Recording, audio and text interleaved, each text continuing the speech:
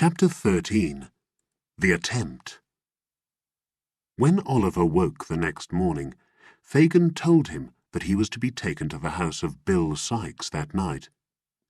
To stay there, sir?" asked Oliver anxiously. "No, no, my dear, not to stay there," replied the old man. "Don't be afraid, Oliver. You shall come back to us.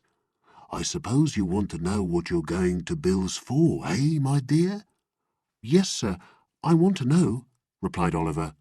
"Wait till Bill tells you then," said Fagin. At night, Fagin gave him a candle to burn and a book to read, and told him to wait until they came to fetch him. Then he said to him, "Be careful, Oliver. Bill is a rough man, and stops at nothing when he is angry. Whatever happens, say nothing, and do what he tells you." Having given him this warning, Fagin left the house.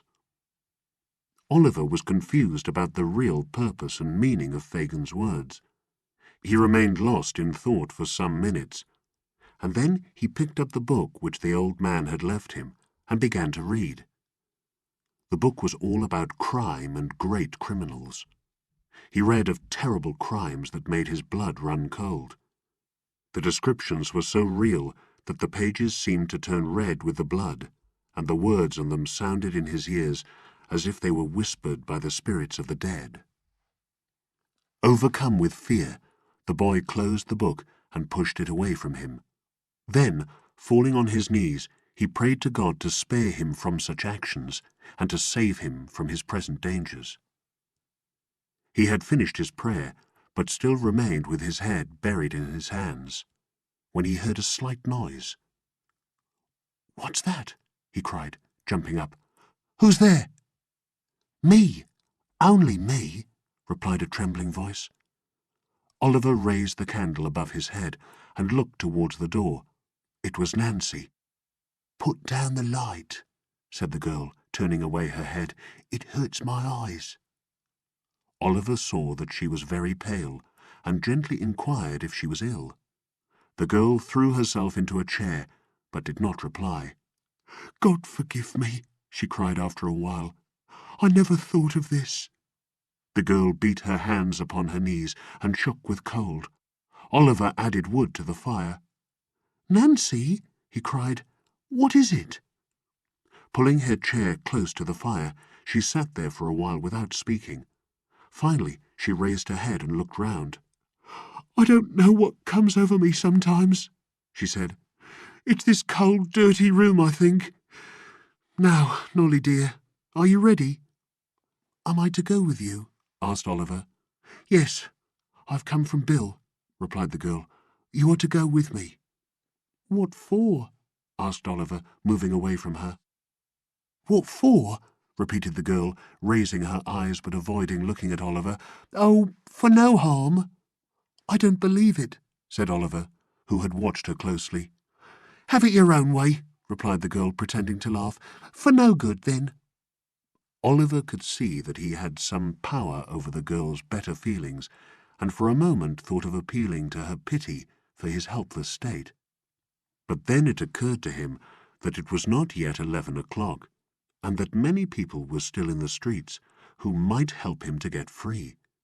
He stepped forward and said that he was ready. The girl eyed him carefully. She had guessed what had been passing through his mind. "I have saved you from being ill-treated once," she reminded him, "and I will again. And I do now. I have promised that you will be quiet. If you are not, you will only do harm to yourself and to me, and perhaps be my death.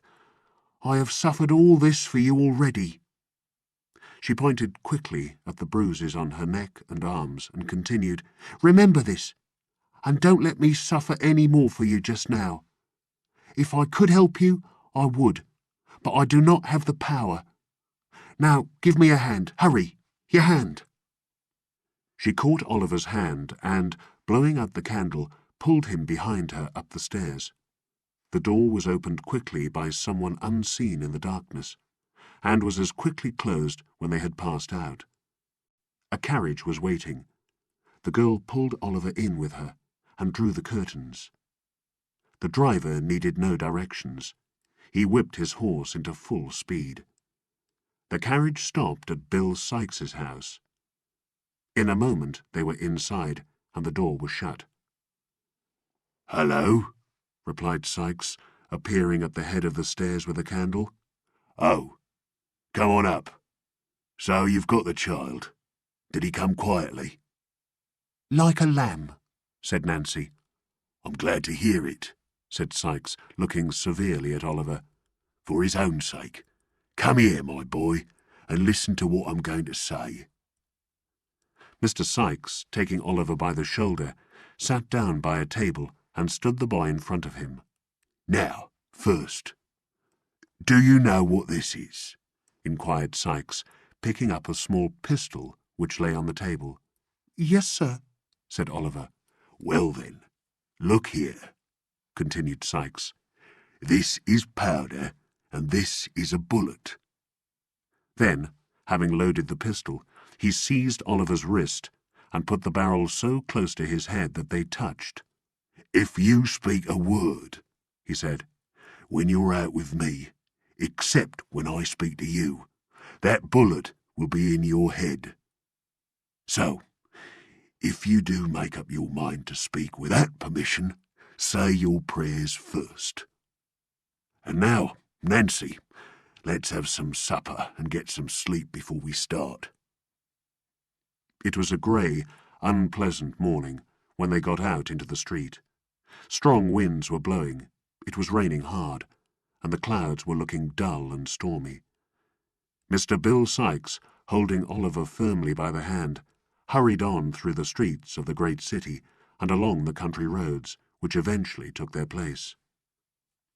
It was quite dark when, through narrow lanes and across muddy fields, they came to a lonely and decaying house. No light could be seen from the windows. The house seemed to be empty. A little pressure on the door from Sykes's hand opened it, and they passed in together. "Hello!"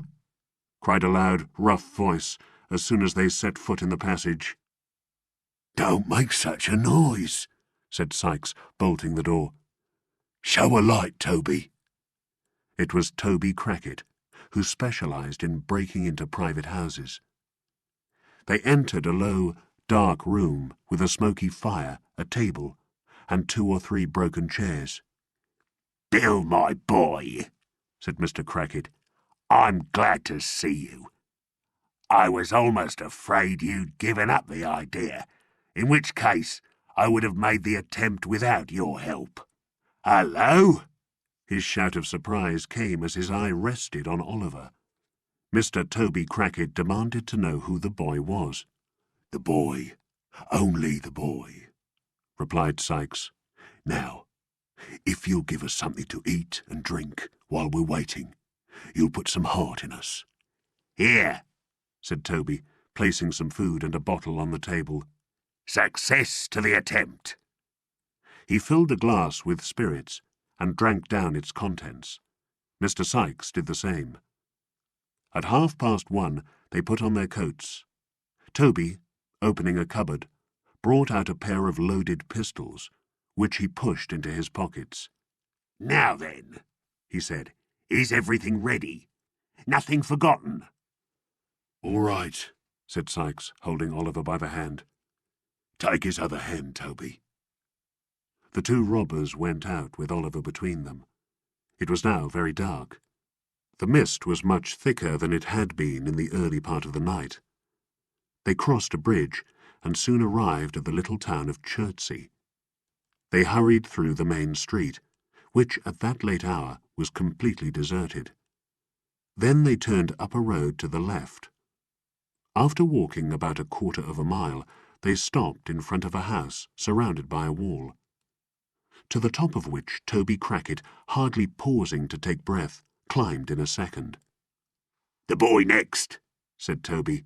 "Lift him up. I'll catch hold of him."